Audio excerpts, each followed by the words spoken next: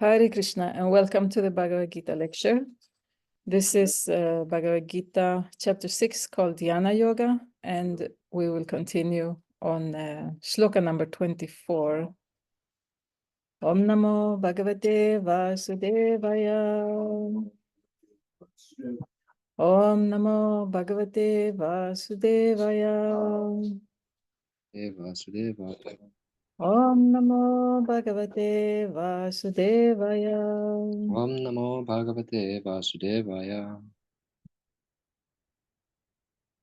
Lord Krishna is saying in Sanskrit, Bhagavad Gita 6:24, Sanichayena yoktavyo yogo nirvina chetasa sankalpa prabhavan kamangs tyaktva sarvana sheshtataha manasai gramang viniyamya samantataha. Translation and purport by His Divine Grace is Bhaktivedanta Swami Prabhupada, founder Acharya of ISKCON. So Lord Krishna is saying in English then, the English translation goes like this. One should engage oneself in the practice of yoga with determination and faith and not be deviated from the path. One should abandon without exception all material desires born of mental speculation and thus control all the senses on all sides by the mind. Purport. The yoga practitioner should be determined and should patiently prosecute the practice without deviation. One should be sure of success at the end and pursue this course with great perseverance, not becoming discouraged if there is any delay in the attainment of success. Success is sure for the rigid practitioner. Regarding Bhakti Yoga, Rupa Goswami says, Utsahan nishayat dhairyat tat tat karma pravartanat sangatyagat sato vritehe shabdir bhakti prasidyati. And the translation of this verse is, one can execute the process of Bhakti Yoga successfully with full-hearted enthusiasm, perseverance, and determination, by following the prescribed duties in the association of devotees and by engaging completely in activities of goodness. So that is from the Nectar of Instruction, which is also called Upadeshamrita, verse number 3. So Prabhupada continue with his purport.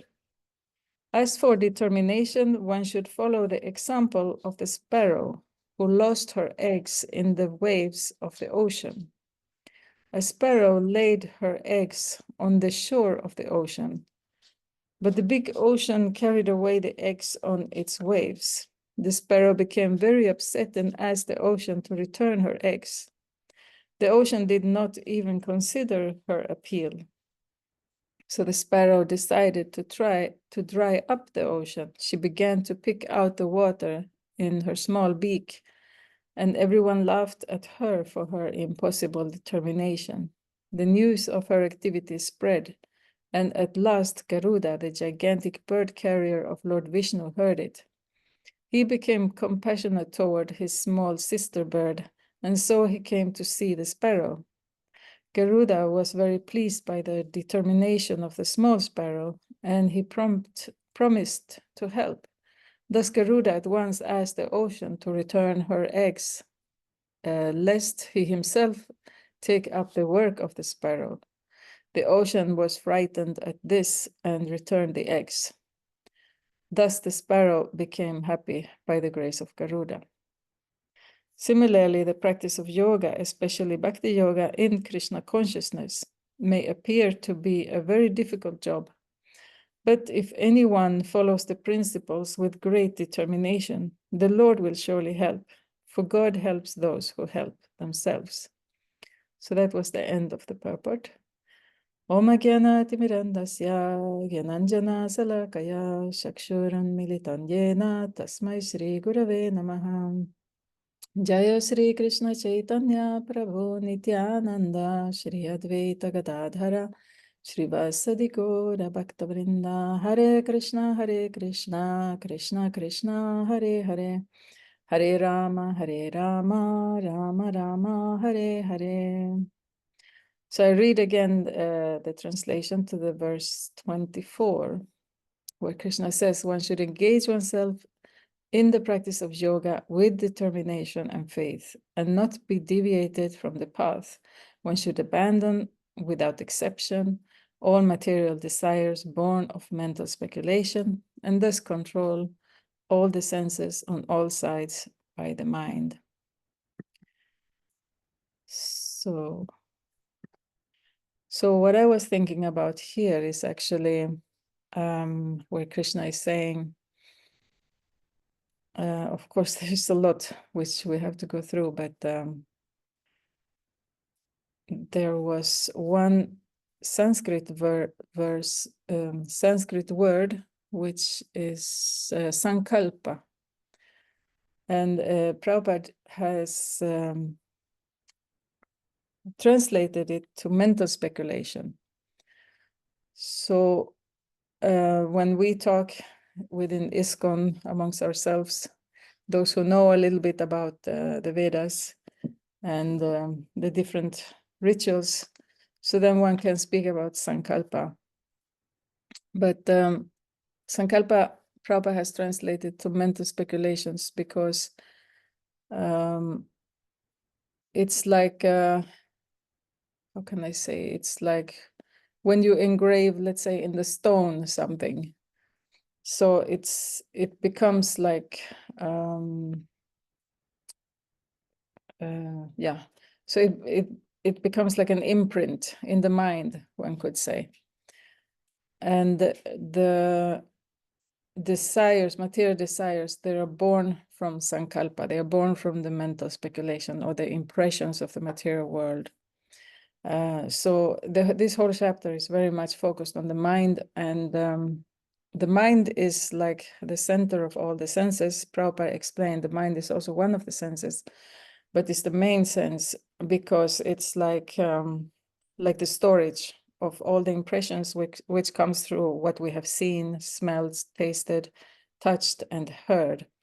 So then they come into the mind, and they are stored there. And then whenever we, let's say, we see something color green, and then you will, if you live in the forest, you will think about the forest, or if you're a designer, you will think about, you know, the latest design which you made, which was with the color green, like that. So all the impressions which are there in the mind, so then when we get new impressions, we will associate those with the last experience which we had, and then the mind will be triggered by the feeling, okay, my last impression with color green was bad. Okay, so, and then feeling, thinking, you think about it, and then willing, okay, I don't like it. So like that, so thinking, feeling, willing, that's how the mind, those are the activities of the mind which are based on the previous impressions.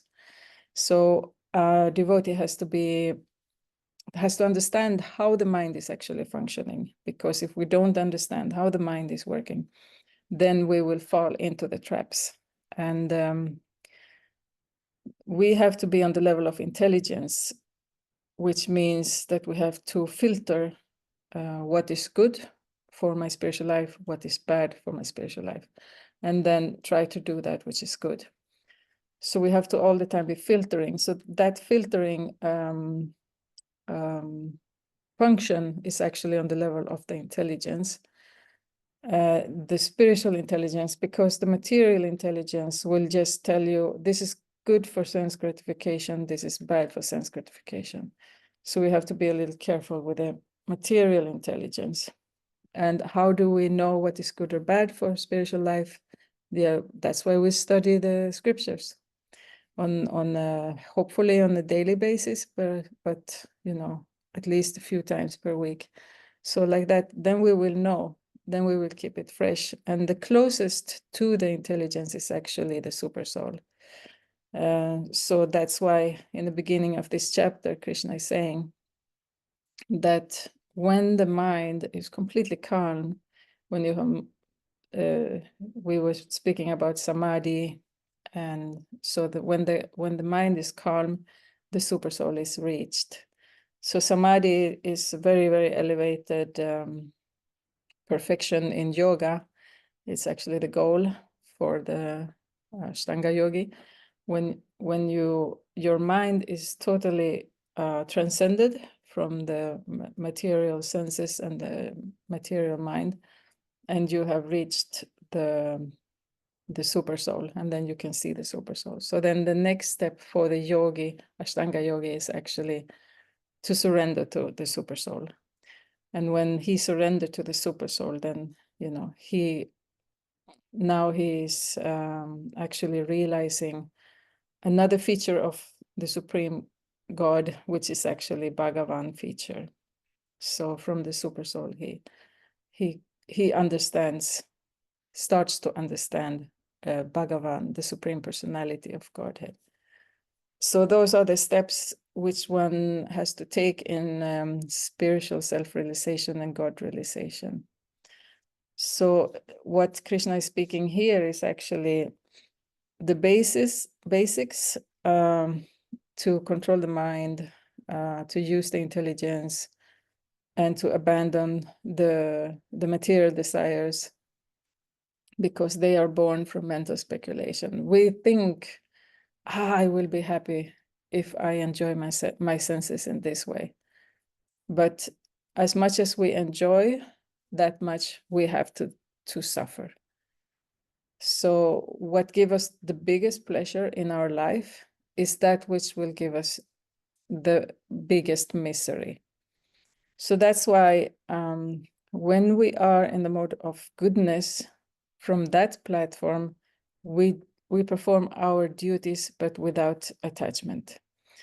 So, and then when we, as we spoke in the previous chapters, karma yoga, nishkama karma yoga.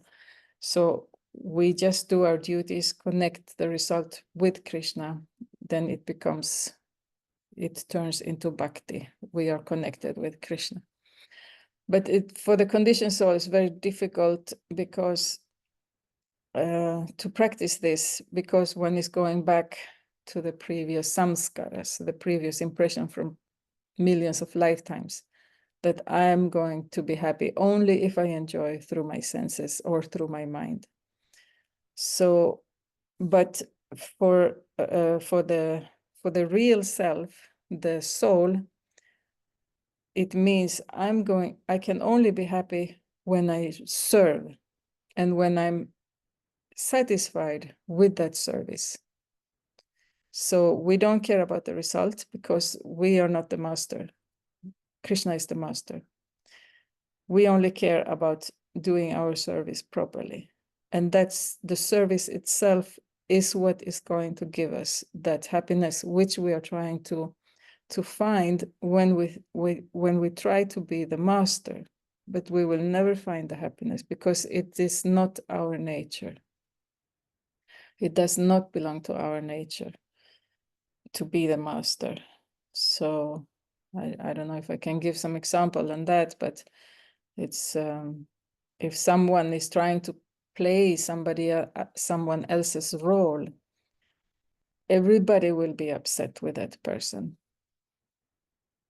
So that will never work.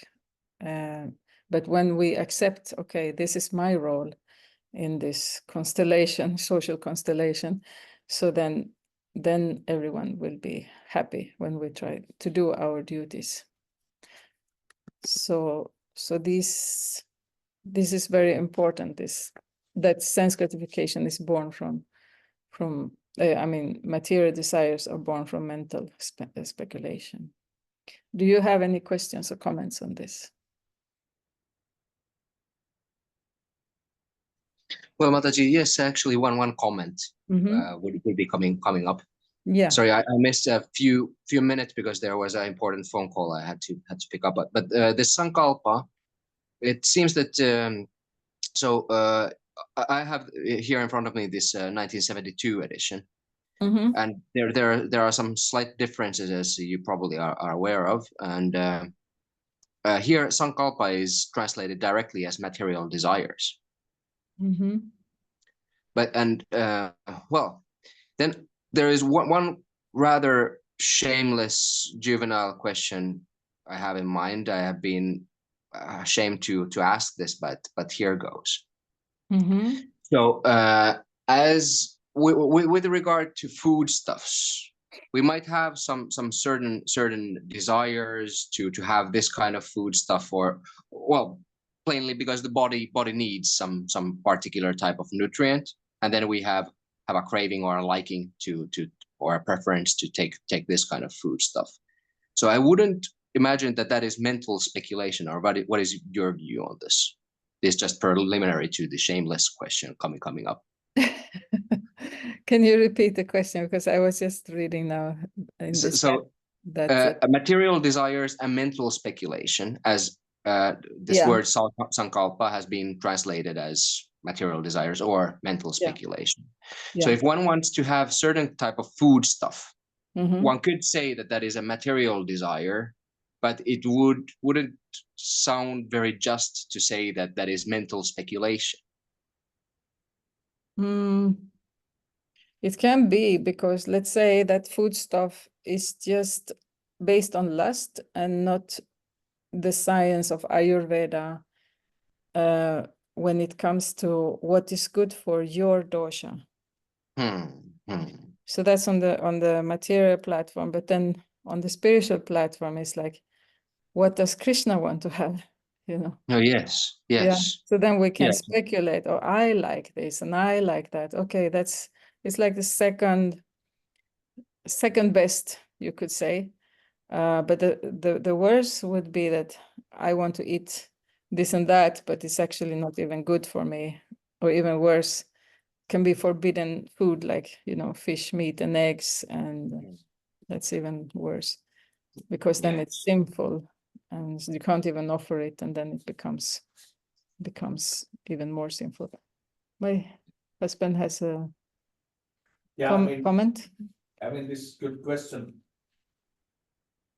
I like to say that they are existing simultaneously, because what Krishna likes, he likes that we follow what is good nutrition for us. So he likes that actually Ayurveda. So in that sense, if we are following that what he likes, we also follow what is good for us. So it's not that Krishna likes something and we don't like it, or we don't need it. They go simultaneously. So in that sense, sometimes we think Krishna has such a special likings of the diet or something, and then we have our own, but we have to just see the connection is Ayurveda. So in that sense, they are not two different games like that. They are okay. Yeah. So yeah. So and Krishna, he can eat a bucket of butter, but we shouldn't. Okay, this is Krishna's liking, so then I'll take 1 liter of butter also. No, yeah.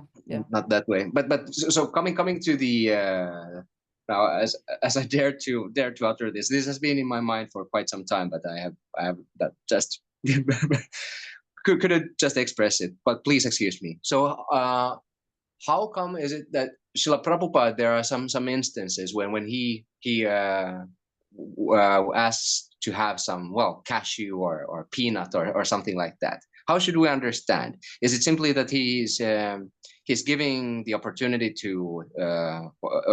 of service to his disciples, and this way expressing his desire, or is there some material tinge there, or how should we understand it when Srila Prabhupada is asking that could I have this or this as breakfast? I think the only one who can answer that question is someone who is on Prabhupada's level, and I'm definitely not there. But what I would say from my small understanding, is it can also be, I don't know, but can be something which will remind Prabhupada, about Krishna. Can also be many times he was asking for specific food because he was very expert in Ayurveda, and that specific food was actually going to balance the doshas. So that's like, I think there was something that he had some stomach problem, and then he asked for puris and chutney, or was it fried aubergine, something like that, which sounds like really yummy. But it was actually just to balance the dosha, the imbalance in the doshas, which he had. Yeah, so I would have to look at the context, at what context did Prabhupada, ask for cashew nuts.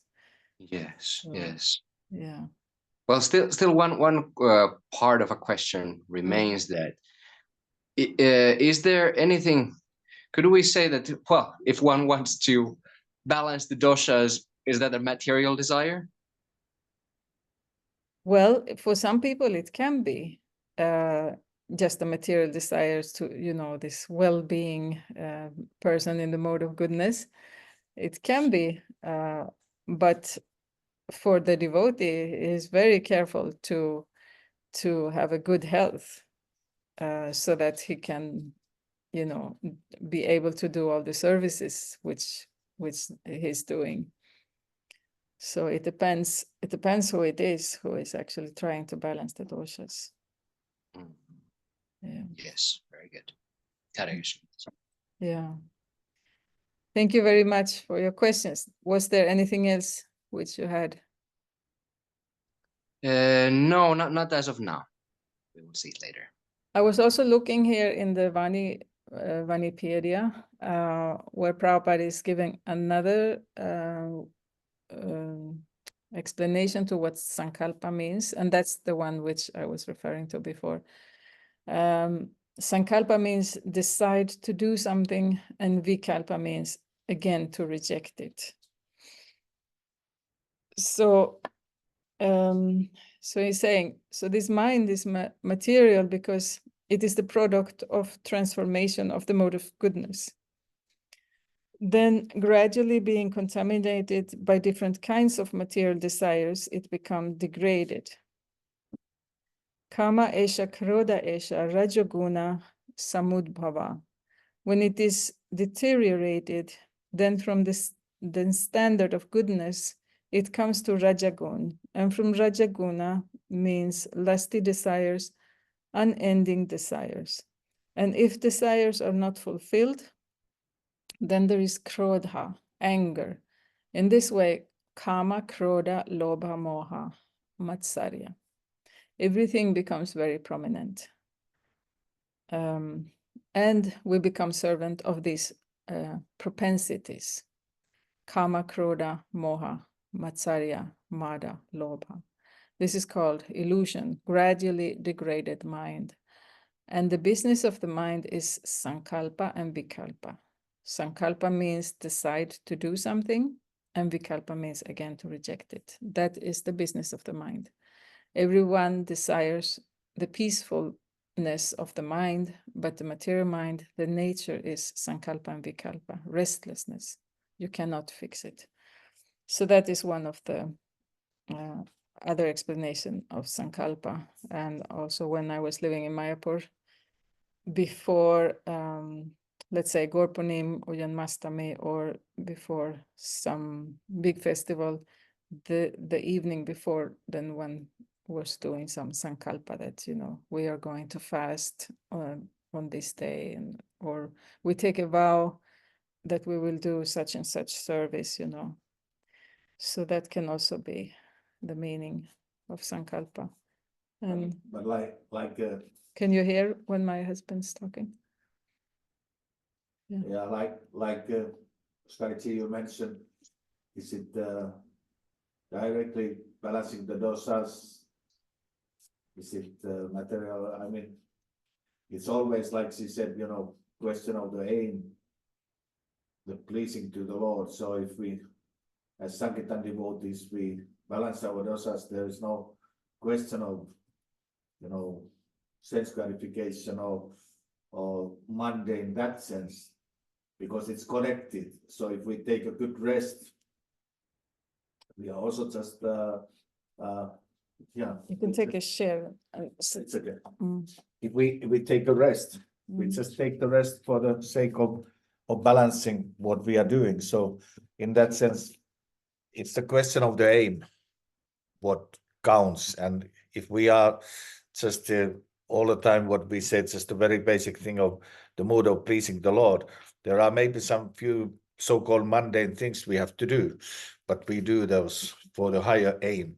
So the action itself, like in military is saying, weapon is not good, weapon is not bad, weapon is neutral. It's the mentality, how we take that, which defines then ultimately whether it's good or bad. So now the question is, because this come with New Age movement, it became an annoyance that they always take something from Vedas, but without the Lord. So then anything what they take yoga asanas, they take Ayurveda, they take just for increasing the sense gratification.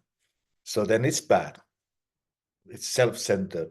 That simple thing. It's just too self-centered, but we are not pure. So it's still, even in the mundane level, better to use Vedic, which works, than non-Vedic, which doesn't work.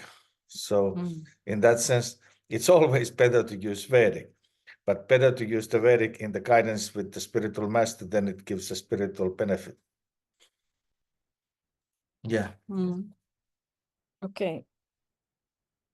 So I hope this has clarified your doubts or questions, Bhakta-Oskari.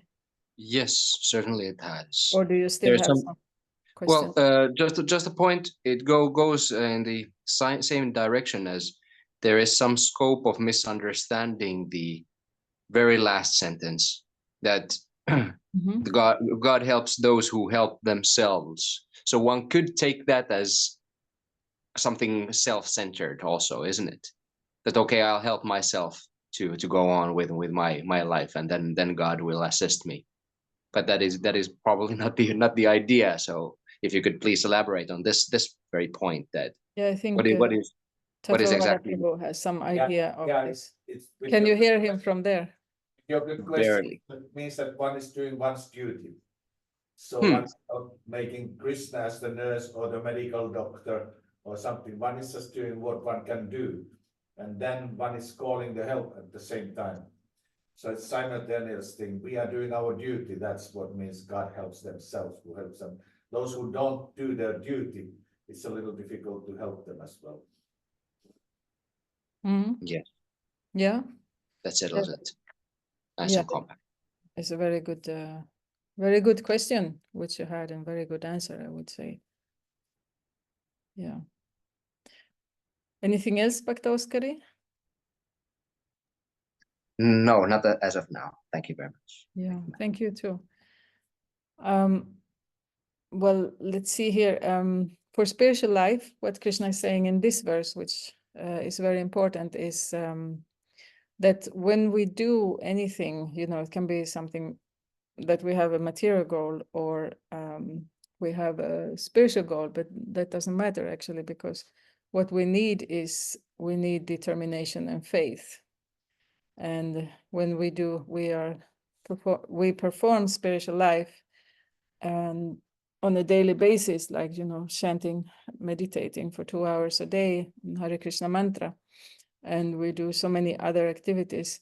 So that requires determination, and it requires faith.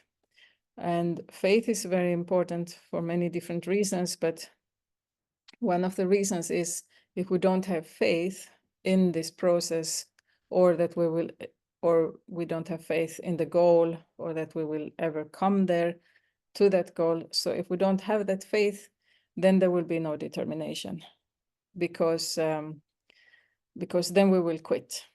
So, and the faith and the determination we will get from higher association from spiritualists or devotees who have been practicing for longer time and who have come,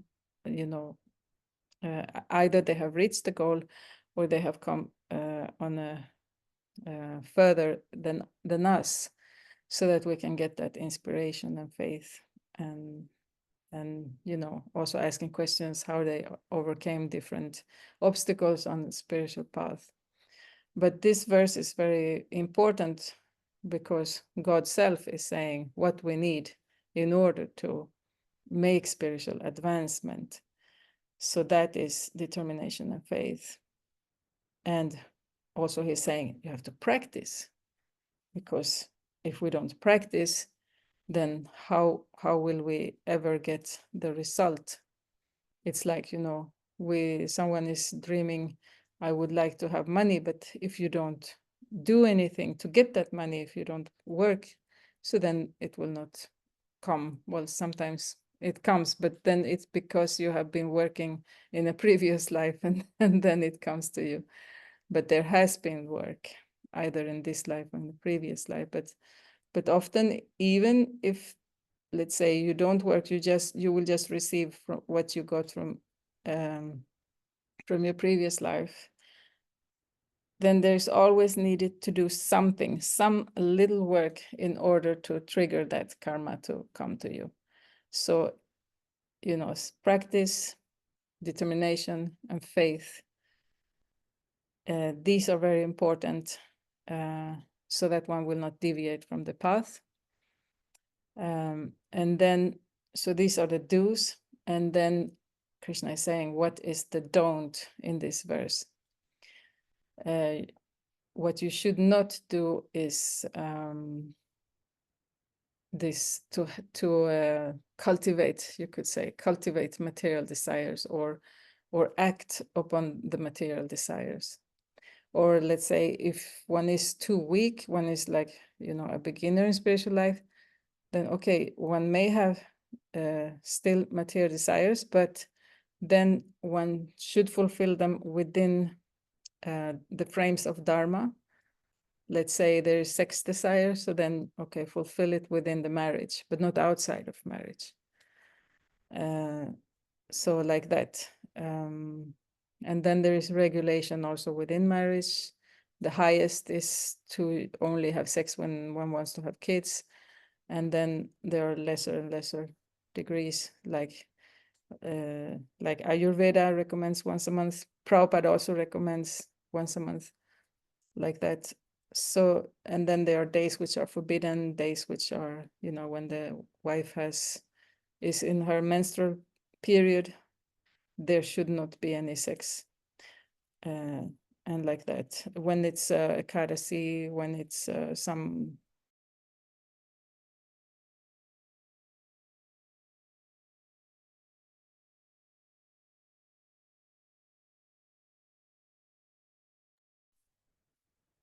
So, okay. There was some interruption in the internet there, but the do's and the don'ts of this verse. So Krishna is saying on the second sentence, one should abandon without exception all material desires born of mental speculation, and thus control all the senses on all sides by the mind. But material desires is something which will gradually disappear. It's not something which we can forcefully remove, because they will haunt us at one point. So one should fulfill one's material desires within the Varnashrama Dharma, meaning as a student, when you're married, when you're retired, and then when you are at sannyasi. So within the Varnashrama Dharma, especially in the Grihastha ashram, that's where one can fulfill one's material desires, but connect them with Krishna and purify those desires. Like, let's say someone likes to have sex life, okay, go ahead.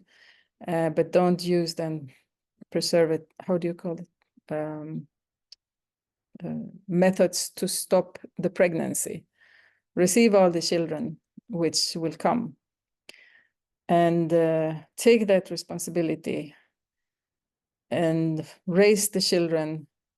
And then you will understand that sex is actually binding you, because it gives a lot of pleasure, but it also gives a lot of suffering. So like that, then one will understand that automatically one will agree, okay, let me restrict myself. I think it's less work if I now better live in celibacy.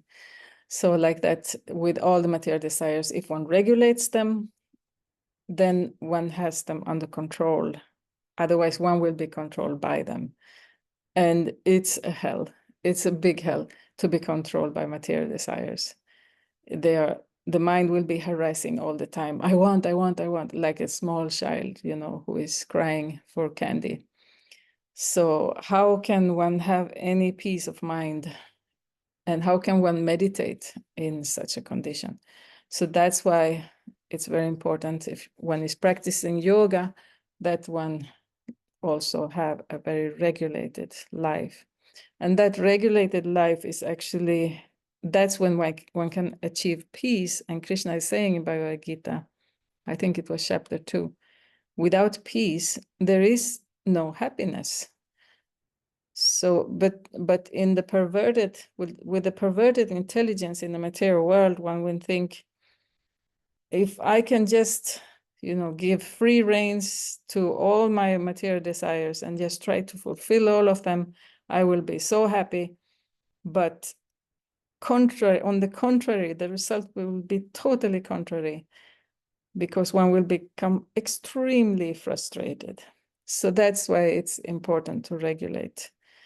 And in that regulation, that is actually the maximum happiness, material happiness, which one can actually get through contacting the senses and the sense object, this material sense gratification. That's it. It doesn't get better than that. And then when one has that experience, okay, it doesn't get better, but one has also a experience of, let's say, you chant Hare Krishna together with devotees in a kirtan in the holy dham, and you're just outside of yourself, and you just feel the most ecstatic moment which you have ever felt. Okay, and then you just weight these two, and then okay, that ecstasy, that's the happiness, that's the real happiness. And when you just kind of mechanically put together the sense object and the senses and try to squeeze out some kind of happiness from those chemicals there, you will understand, okay, it's an illusion. So that leads to spiritual self-realization.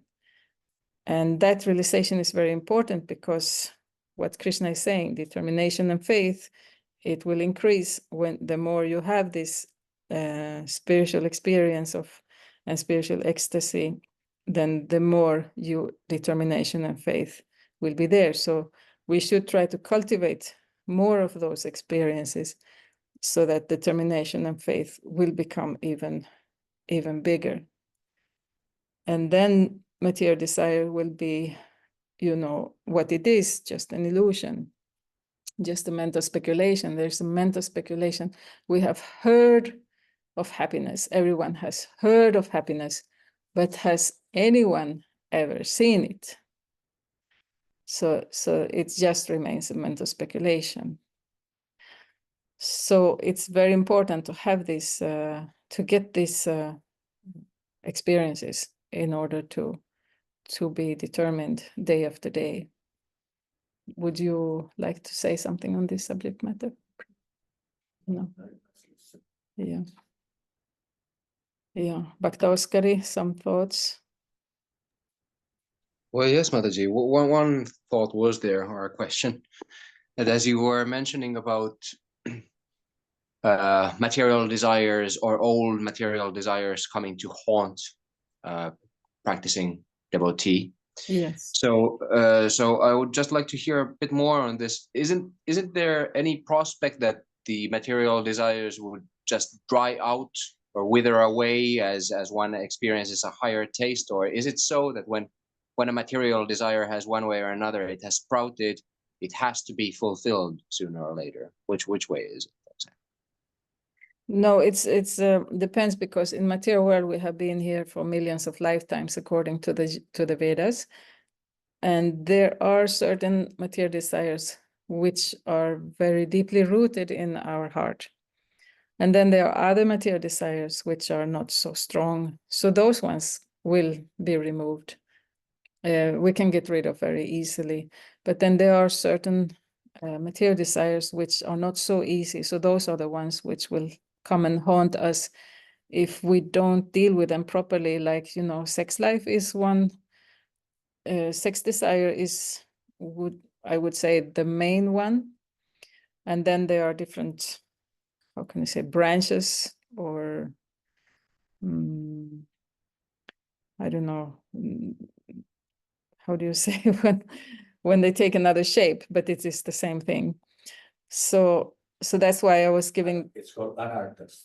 Yeah, There's anarthas. anartha, and then there are these sub-anarthas. Yeah, anartha means unwanted, and like an unwanted quality or unwanted wish or desire. And then, like he said, there are different branches The of one you those. said is the Aryanartha, and then there are 8 subdivisions of that Aryanartha, and then they have still subdivisions. Yeah. Can you explain the other? Do you remember the other subdivisions? I can't remember them all now, Mm. but all these,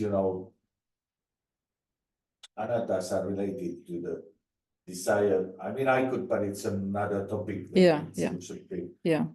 But they are related to being the supreme controller and enjoyer. Mm. So whether it then takes the form of name, fame, and glory, or it takes the form of the politics, or it takes the form of the over and ever economist and like that, they all are hiding, like, they are like covering the bhakti. Mm. So in that sense, the Vedic solution is more the balanced, that they are there, and it's for Oskarici's good question said that we should have the attitude like the ocean for the rivers, that they are coming there, but our strong faith, like she said, determination and the faith is so much stronger that even they come there, we don't whimsically act. We act like, for example, we act for the sense of eating, we act for the sense of that and that, but balanced way. So the uncontrolled way is what we are trying to avoid. So therefore, like she said, regularity. Even like nowadays, they speak about the control of the weight, and the one of the keywords is regularity. Yeah. So that's the mode of goodness in any sense gratification. So regulates it. So the point is that we can't get rid of that pull just by mental kind of a shifting, but we can regulate those things, and then mind becomes also more peaceful, because knows that, okay, the person in the age of producing children, they will have a certain frequency, they try to do that. So it regulates the mind. Okay, I have to survive that and that amount. Like the worker has to survive 8 hours with 2 breaks, But if it's like, you go to the work, you don't know when you get back, and no breaks and like that, one will break. So the Vedic is trying to avoid also the break principle, that meaning that we will be not broken. yeah. So the material desires will be filled, but the regulated and such recommended ways. And this idea that nothing at all is another philosophy, which is called impersonalism, Mayavadism. Yeah, like Prabhupada said, this is a gradual process. Yeah, but I remember also Satchidananda Swami, who was speaking about the wall, that one day when you have been practicing devotional service and you're flying and you're, really towards the goal, and then boom, you go into the wall. So the wall is like what has been keeping you for lifetimes in the material world, which is basically the false ego that I want to enjoy the material energy. I want to control the material energy. So that has like different shapes, like Tathagata Prabhu said, that it can have different shapes. Yes, Bhakta Oskari. Or even that I want to enjoy the service that I carry out. Recently, I heard an interesting story. It was a senior devotee. How do you mean that with I want to enjoy the service that I carry out? Well, Yeah. Well, I'll illustrate by this. It was a nice story told by one senior devotee there in Almvik. Mathura Prabhu, I think his name is, and he explained that he had been doing the Govardhan Parikram, and upon finishing the Parikram, then he got this feeling that, oh, I feel so good now, and oh, this is a feeling that I would really like to hold on to, and snap in an instant it was gone.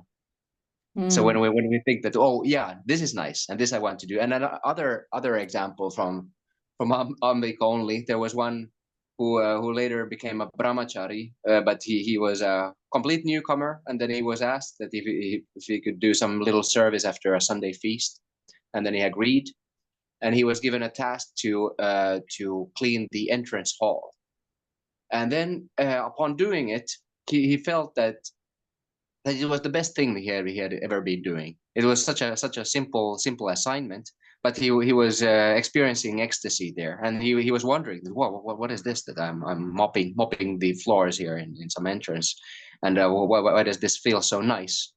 But then, well, he was relishing, and then after a week, it was the same thing. He again went to attend the Sunday program. And then he was requesting himself that, oh, can I please go and clean the entrance? But then there was no ecstasy, and then he was thinking, oh, what is this all about? Sometimes Krishna gives, sometimes he doesn't, but still the service must go on. But it's also like when we try to be the enjoyers, so then that's when we can't enjoy. Yeah.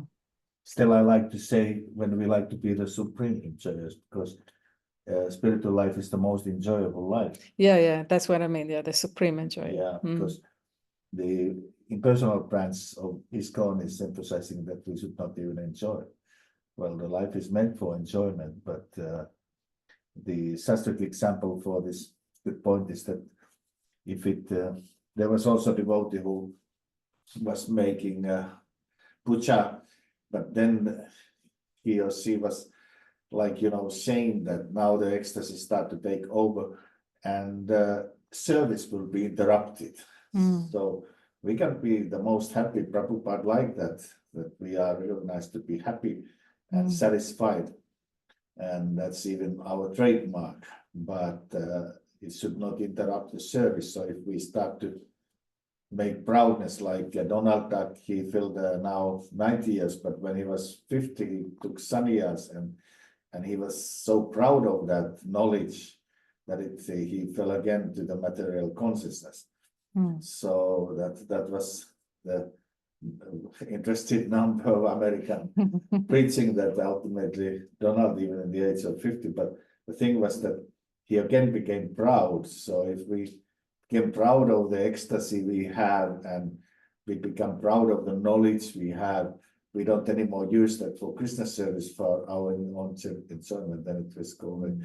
Like I have an example shortly, just when I went first time here in Turku to the temple somewhere, 88 or something, they asked me to clean the temple behind the deities, and there was a lot of dust there. So I got such an ecstasy that it was like extreme ecstasy, like, I was so blissed out. And Karandam came and said, oh my God, Then next time I calculated, and I did the same thing, and then I went just front of the deities, and I thought I'm not in the right angle of doing that, and I'm not the right.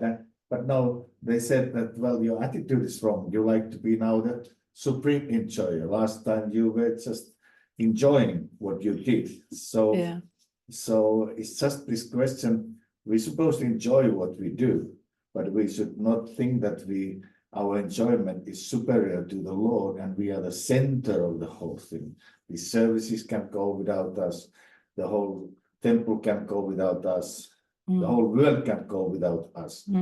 So we are not the center of that. So that's the problem of this list out. But normally we don't have nowadays this problem in Krishna consciousness movement. There is so much interruption going on that Yeah, there's a lot of even fine enjoyment. a lot of purification is Yeah. going on right now. Yeah, but I think that's an important point, the proper attitude when one is rendering the service. Also, Krishna will later on speak about this, having the proper attitude. I think in the, when it comes to the three modes of material nature, like let's say, if you give charity, you can give charity in the mode of ignorance, passion, or goodness. So mode of passion is that you are having the wrong attitude. You're giving charity, but you're having the wrong attitude. So then mode of goodness is the proper attitude. You do it out of duty. And then that will bring the happiness which one is looking for. So there has to be a certain detachment, which one can only have actually properly have in the mode of goodness. And then transcendence is even the pure goodness there. Yeah, these are important points which Bhaktavaskar is bringing up here. Yeah. Let's see if we can finish up a little bit here. Yeah, what I thought also, which is very important for performing yoga or bhakti yoga in our case, is the enthusiasm, the perseverance, the determination, following the prescribed duties, and doing all this in the association of devotees, and being engaged in the activities of goodness. So that's the verse from Upadishamrita number 3, which Rupa Goswami is saying or teaching us. This is how we should perform bhakti yoga. And then there was this the example of the determination of the sparrow, where first she wanted to fight with the ocean on her own and drying up the ocean to get back her eggs. But then Garuda heard about it. So Garuda is, I think he's even bigger than the Earth planet. So for him wouldn't be difficult at all to dry up the ocean. And when he said, I'm going to help you, so then the ocean gave back the eggs to the sparrow. But that is like, the sparrow is when we try to reach God on our own, and we don't have any knowledge, and we don't know any method, we just try in our own way. But then the super soul is in the heart, and we'll see, okay, here is a determined person who actually wants to reach, who wants to advance in spiritual life, but doesn't have enough knowledge or backup. And then the super soul will actually arrange for that person to come in contact with a real guru, because there are a lot of cheating gurus. But if we are sincere, we come in contact with a real guru. And Garuda is like the real guru who will actually connect us with the Supreme Lord so that we can advance spiritually. So let's see the last sentence. Similarly, the practice of yoga, especially bhakti yoga and Krishna consciousness, may appear to be a very difficult job. But if anyone follows the principles with great determination, the Lord will surely help. for God helps those who help themselves. Yeah, so Tattvavada Prabhu, he explained that last sentence there. There has to be some endeavor from our side. We can't expect that we just meditate. I mean, that's also an endeavor to meditate, to try to control the mind. But only meditating, but not doing any practical service, because it's important to practice, to serve Krishna in some way and show that one is not just here to try to enjoy, some mantra, but we are actually here because we want to render some service. So those things, they have to all be combined. We can't do it alone. We need a guru. We need association of advanced devotees in order to get that faith and the determination which Krishna is speaking about in this verse. Okay, yeah, I think we have covered this verse quite well. And the next time we meet, we will speak on number 25, where Krishna is saying, gradually, step by step, one should become situated in trance by means of intelligence, sustained by full conviction, and thus the mind should be fixed on the self alone and should think of nothing else. So we see in this chapter how much the focus and the samadhi is actually very important, because let's say if we are in the spiritual world and then we're thinking, oh, I would like to, do something else now. So then that's when you fall down to the material world. So in order to go back to the spiritual world, then we have to go back to the consciousness, which was focused on serving the Lord. And now we are totally focused in samadhi of serving ourselves, serving our senses. So we have to just shift the object of love from ourself to the Supreme Lord. So that shift may be a little difficult because it will be going back and forth, but at the end it will go like this and then reach the goal. Jai, thank you very much for attending the lecture, and we'll see each other next time. Srila Prabhupada ki jai, Srila Srimad Bhagavad-gita ki jai, Gaur Bhakta Vrinda ki jai. Jai.